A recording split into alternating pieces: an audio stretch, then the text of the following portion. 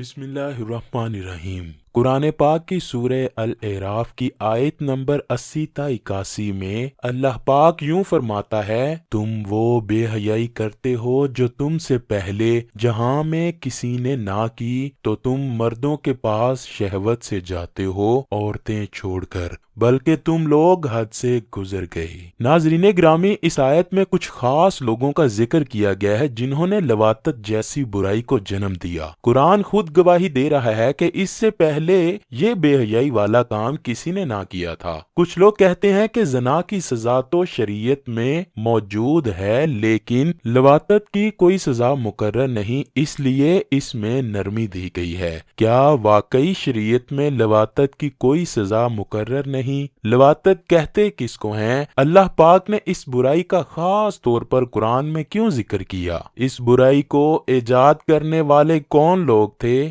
لواطت کا آغاز کیسے ہوا؟ کس طرح ایک انسانی ذہن میں یہ خیال آیا کہ انہوں نے وہ برائی کر ڈالی جو ان سے پہلے کسی نے سوچی بھی نہ تھی؟ ناظرین گرامی، مرد کا مرد سے رضامندی سے یا زبردستی بدفعلی کرنا لواطت کہلاتا ہے۔ اسی کو ہم جنس پرستی بھی کہتے ہیں۔ آئیے سب سے پہلے یہ جانتے ہیں کہ یہ گناہ کیسے پیدا ہوا۔ مدائن صالح کے علاقے سدوم میں کچھ لوگ آباد تھے جہاں پر آج سی سالٹ موجود ہے۔ یہ ایک انتہائی خوشحال اور سرسبز علاقہ تھا جو ہر قسم کے پھل، سبزیوں، میوہ جات اور طرح طرح کے اناج کے لیے مشہور تھا۔ سدوم کا علاقہ اپنی خوبصورتی میں بھی ایک منفرد مقام رکھتا تھا۔ اس کا نہری نظام اور چشموں کا نظام بہت اچھا تھا۔ اس شہر کی خوبصورتی ہر آنے والے کو اپنی طرف مائل کرتی تھی۔ یہی وجہ تھی کہ ارد گرد کے شہروں کے لوگ اس علاقے میں سیر و تفریح کے لیے آتے تھے۔ پہل تو سدوم کے لوگ مہمان نوازی میں کسی سے کم نہ تھے۔ لوگ یہاں آ کر سیر و تفریح کرتے اور طرح طرح کے کھانے کھا کر جاتے۔ پھر آہستہ آہستہ یہ لوگ خشک دل ہوتے گئے اور لوگوں کو یہاں آنے سے روکنے لگے۔ انہوں نے ہر طرح کی کوشش کرنا شروع کر دی کہ دوسرے شہروں کے لوگوں کو یہاں آنے سے روکا جائے، لیکن ان کی سمجھ میں یہ نہ آتا تھا کہ آخر کون سا ایسا کام کیا جائے کہ دوسرے شہروں اور ملکوں سے لوگ ہمارے علاقے میں آنا بند ہو جائیں اور ہم اپنی زندگی اپنوں میں اچھی طرح گزار سکیں۔ ایک دن ایسا ہوا کہ شیطان ایک بزرگ کی شکل میں ظاہر ہوا اور کہنے لگا، میرے پاس ان کو بھگانے کی ایک ترکیب ہے۔ اگر تم میری بات پر عمل کرو گے تو یہ لوگ تمہارے پاس کبھی بھی آنے کا نہیں سوچیں گے۔ سب نے اس شیطان کی بات پر لبیک کہا اور اس شیطان کی ہر بات کو ماننے پر راضی ہوئے۔ شیطان کہنے لگا، اب جو بھی دوسرے شہروں سے آدمی تمہارے پاس مہمان بن کر آئیں تو ان کے ساتھ بدفعلی کرنا تو وہ بھاگ جائیں گے۔ شروع میں تو یہ بات سن کر سب حیران ہوئے، پھر اس شرط پر مان گئے کہ ایک دفعہ ایسا کر کے دیکھ لیتے ہیں، ہو سکتا ہے کہ واقعی لوگ ہمارے علاقے کا رخ کرنا چھوڑ دیں۔ چند دن گزرنے کے بعد شیطان ایک حسین و جمیل لڑکے کی صورت میں مہمان بن کر سدوم کے لوگوں کے پاس آیا۔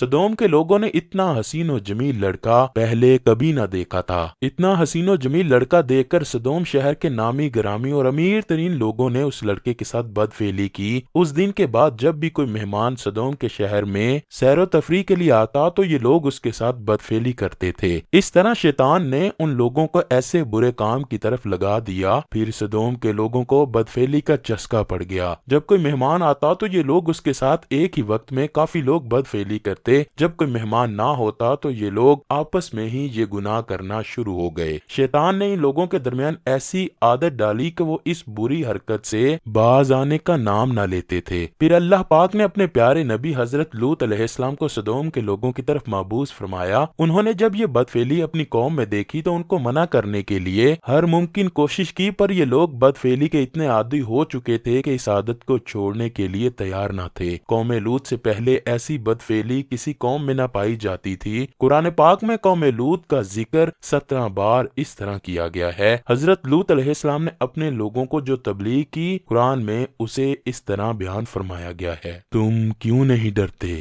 میں تو تمہارا ایمانت دار پیغمبر ہوں، تو اللہ سے ڈرو اور میرا کہنا مانو۔ میں تم سے اس کام کا بدلہ نہیں مانگتا، میرا بدلہ رب العالمین کے ذمے ہے۔ کیا تم اہل عالم میں سے لڑکوں پر مائل ہوتے ہو؟ اور تمہارے پروردگار نے جو تمہارے لیے تمہاری بیویاں پیدا کی ہیں ان کو چھوڑ دیتے ہو؟ حقیقت یہ ہے کہ تم حد سے نکل جانے والے ہو۔ جب حضرت لوط علیہ السلام اپنی قوم سے مایوس ہو گئے تو آپ نے اللہ تعالیٰ سے یوں دعا کی، اے اے میرے مولا اب ان نافرمان لوگوں کے درمیان میری نصرت فرما۔ جب حضرت لوط علیہ السلام نے اللہ تعالیٰ سے یہ دعا مانگی تو حضرت جبرائیل علیہ السلام اپنے دو ساتھیوں کے ہمراہ اللہ تعالیٰ کے حکم سے پہلے حضرت ابراہیم سے ملے، پھر حضرت لوط علیہ السلام کے علاقے میں سدوم آ گئے۔ حضرت لوط بستی کے کنارے گئے، ان انسانی شکلوں والے فرشتوں سے ملے اور ان کو بستی والوں سے بچا کر اپنے گھر میں لے آئے۔ کچھ روایات میں ہے کہ یہ انسانی شکل کے فرشتے حضرت جبرائیل علیہ السلام، حضرت میکائیل علیہ السلام اور حضرت اسرافیل علیہ السلام تھے۔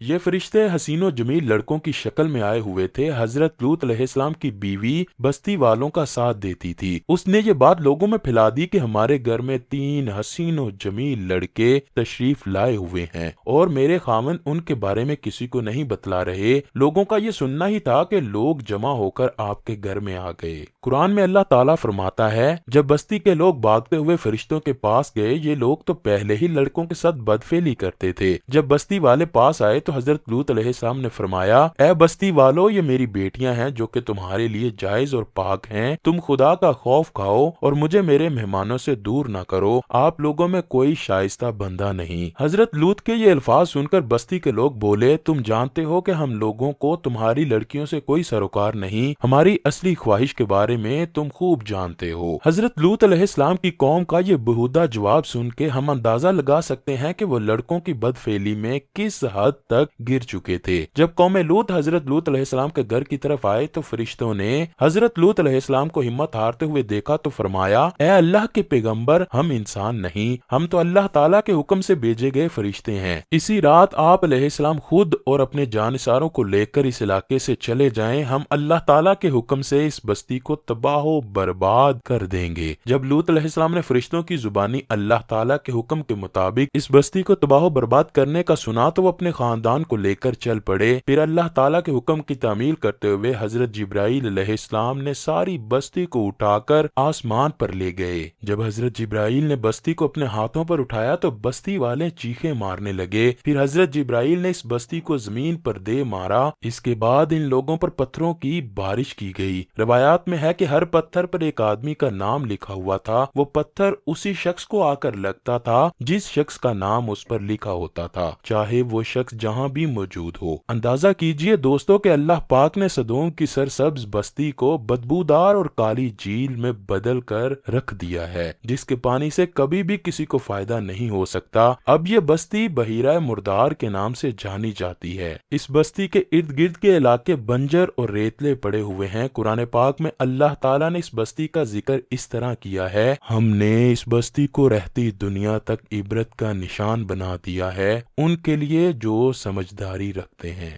حدیث پاک حضرت عبداللہ بن عباس رضی اللہ تعالیٰ عنہ سے روایت ہے کہ رسول اللہ صلی اللہ علیہ وآلہ وسلم نے 3 بار ارشاد فرمایا، اس بندے پر اللہ کی لعنت ہو جو قوم لوط والا عمل کرے۔ ہم جنسی یا لواطت کی سزا کے متعلق علماء کا اختلاف ہے۔ عبد الرحمن الجزیری نے الفقہ علی المذاہب الاربعہ میں فقہائے احناف کے موقف کا خلاصہ ان الفاظ میں کیا ہے کہ ہم جنس پرستی کی سزا تعزیراً مقرر ہوتی ہے۔ تعزیرات میں حاکم وقت، قانون ساز یا عدالت کو اختیار ہوتا ہے کہ مجرم کو ایسی سزا دے کہ جس سے دوسروں کو عبرت ہو اور کوئی اس جرم کے ارتکاب کی جرت نہ کرے۔ کیس کی نوعیت کے اعتبار سے قاضی مجرم کو عمر قید، جرمانہ، ملک بدری یا سزائے موت بھی دے سکتا ہے۔ خیر، ایسا کبیرہ گناہ کہ جس کے لیے اللہ نے پوری بستی کو پلٹ کر رکھ دیا، سوچئے کہ جہاں یہ گناہ آج کل ہو رہا ہوگا تو کیا ان گھروں پر اللہ کا عذاب نازل نہیں ہوگا؟ اللہ اکبر۔ اللہ کریم ہمیں اس گناہ کبیرہ سے اپنی پناہ میں رکھے اور تمام شیطانی وسوسوں سے ہماری حفاظت فرمائے۔ کمنٹ سیکشن میں آمین لکھنا مت بھولیے گا۔